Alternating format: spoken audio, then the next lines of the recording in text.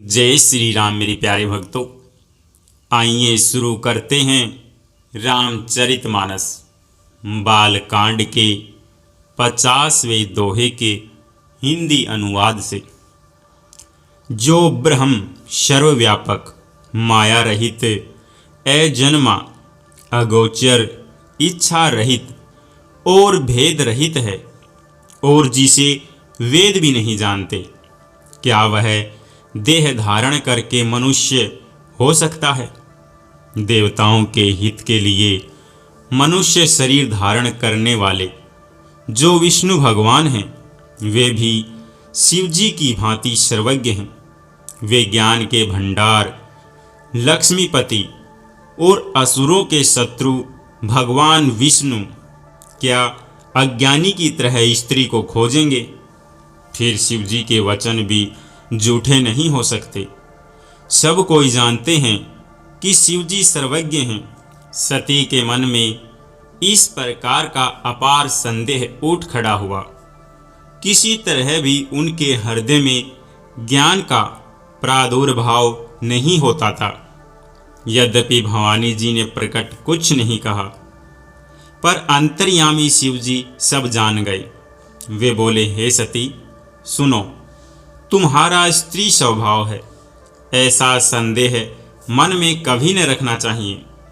जिनकी कथा का अगस्त्य ऋषि ने गान किया और जिनकी भक्ति मैंने मुनि को सुनाई, ये वही मेरे इष्ट देव श्री रघुवीर जी हैं, जिनकी सेवा ज्ञानी मुनि सदा किया करते हैं। ज्ञानी मुनि योगी और सिद्ध निरंतर निर्मल चित्त से जिसका ध्यान करते हैं तथा वेद पुराण और शास्त्र नेति नेति कहकर जिनकी कीर्ति गाते हैं, उन्हीं सर्वव्यापक समस्त ब्रह्मांडों के स्वामी मायापति नित्य परम स्वतंत्र ब्रह्म रूप भगवान श्री राम जी ने अपने भक्तों के हित के लिए अपनी इच्छा से रघुकुल के मणि रूप में अवतार लिया है। यद्यपि शिव जी ने बहुत बार समझाया, फिर भी सती जी के हृदय में उनका उपदेश नहीं बैठा। तब महादेव जी मन में भगवान की माया का बल जानकर मुस्कुराते हुए बोले, जो तुम्हारे मन में बहुत संदेह है तो तुम जाकर परीक्षा क्यों नहीं लेती? जब तक तुम मेरे पास लौट आओगी तब तक मैं इसी बड़ की छाह में बैठा हूँ। जिस प्रकार तुम्हारा यह अज्ञान जनित भारी भ्रम दूर हो, भली भांति विवेक के द्वारा सोच समझकर तुम वही करना। शिव जी की आज्ञा पाकर सती चली और मन में सोचने लगी कि भाई क्या करूं, कैसे परीक्षा लूं। इधर शिव जी ने मन में ऐसा अनुमान किया कि दक्ष कन्या सती का कल्याण नहीं है। जब मेरे समझाने से भी संदेह दूर नहीं होता, तब मालूम होता है विधाता ही उल्टे हैं।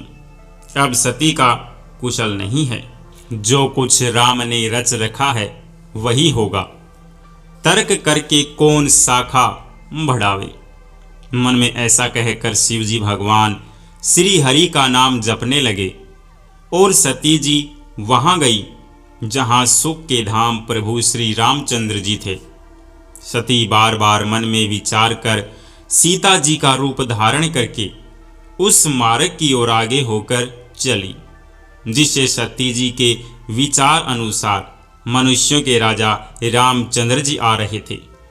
सती जी के बनावटी वेश को देखकर लक्ष्मण जी चकित हो गए और उनके हृदय में बड़ा भ्रम हो गया। वे बहुत गंभीर हो गए, कुछ कह नहीं सके। धीर बुद्धि लक्ष्मण प्रभु रघुनाथ जी के प्रभाव को जानते थे।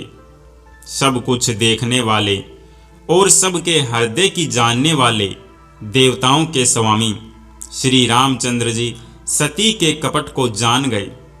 जिनके स्मरण मात्र से अज्ञान का नाश हो जाता है, वही सर्वज्ञ भगवान श्री रामचंद्र जी हैं। स्त्री स्वभाव का असर तो देखो कि वहाँ उन सर्वज्ञ भगवान के सामने भी सती जी छिपाव करना चाहती है। अपनी माया के बल को हृदय में बखान कर श्री रामचंद्र जी हंसकर कोमल वाणी से बोले। पहले प्रभु ने हाथ जोड़कर सती को प्रणाम किया और पिता सहित अपना नाम बताया। फिर कहा कि वृषकेतु शिवजी कहाँ हैं? आप यहाँ वन में अकेली किस लिए फिर रही हैं? श्री रामचंद्र जी के कोमल और रहस्य भरे वचन सुनकर सती जी को बड़ा संकोच हुआ। वे डरती हुई चुपचाप शिवजी के पास चली। उनके हृदय में बड़ी चिंता हो गई कि मैंने शंकर जी का कहना न माना और अपने अज्ञान का श्री रामचंद्र जी पर आरोप किया। अब जाकर मैं शिवजी को क्या उत्तर दूंगी? यूं सोचते सोचते सती जी के हृदय में अत्यंत भयानक जलन पैदा हो गई। श्री रामचंद्र जी ने जान लिया कि सती जी को दुख हुआ। तब उन्होंने अपना कुछ प्रभाव प्रकट करके उन्हें दिखलाया। सती जी ने मार्ग में जाते हुए यह कौतुक देखा कि श्री रामचंद्र जी सीता जी और लक्ष्मण सहित आगे चले जा रहे हैं। इस अवसर पर सीता जी को इसलिए दिखाया कि सती जी श्री राम के सच्चिदानंदमय इस रूप को देखे। वियोग और दुख की कल्पना जो उन्हें हुई थी वह दूर हो जाए तथा वे प्रकृतिस्थ हो। तब उन्होंने पीछे की ओर फिर कर देखा तो वहां भी भाई लक्ष्मण जी और सीता जी के साथ श्री रामचंद्र जी सुंदर वेश में दिखाई दिए। वे जिधर देखती है उधर ही प्रभु श्री रामचंद्र जी विराजमान हैं और सुचतुर सिद्ध मुनीश्वर उनकी सेवा कर रहे हैं। सती जी ने अनेक शिव, ब्रह्मा और विष्णु देखे जो एक से बढ़कर एक असीम प्रभाव वाले थे। उन्होंने देखा कि भांति भांति के वेश धारण किए सभी देवता श्री रामचंद्र जी की चरण वंदना और सेवा कर रहे हैं। उन्होंने अनगिनत अनुपम सती, ब्रह्माणी और लक्ष्मी देखी। जिस जिस रूप में ब्रह्मा आदि देवता थे उसी के अनुकूल रूप में उनकी ये सब शक्तियां भी थी। सती जी ने जहां तहां जितने रघुनाथ जी देखे शक्तियों सहित वहां उतने ही सारे देवताओं को भी देखा। संसार में जो चराचर जीव है वे भी अनेक प्रकार से सब देखे। उन्होंने देखा कि अनेकों वेश धारण करके देवता प्रभु श्री रामचंद्र जी की पूजा कर रहे हैं। प्रभु श्री रामचंद्र जी का दूसरा रूप कहीं नहीं देखा। सीता सहित श्री रघुनाथ जी बहुत से देखे परंतु उनके वेश अनेक नहीं थे। सब जगह वही रघुनाथ जी, वही लक्ष्मण और वही सीता जी। सती ऐसा देखकर बहुत ही डर गई। उनका हृदय कांपने लगा और देह की सारी सुध बुध जाती रही। वे आंख मूंद कर मार्ग में बैठ गई। फिर आंख खोलकर देखा तो वहां दक्ष कुमारी सती जी को कुछ भी न दिख पड़ा। तब वे बार बार श्री रामचंद्र जी के चरणों में सिर नवाकर वहां चली जहां शिवजी थे। जब पास पहुंची तब श्री शिवजी ने हंसकर कुशल प्रश्न करके कहा कि तुमने राम जी की किस प्रकार परीक्षा ली? सारी बात सच सच कहो।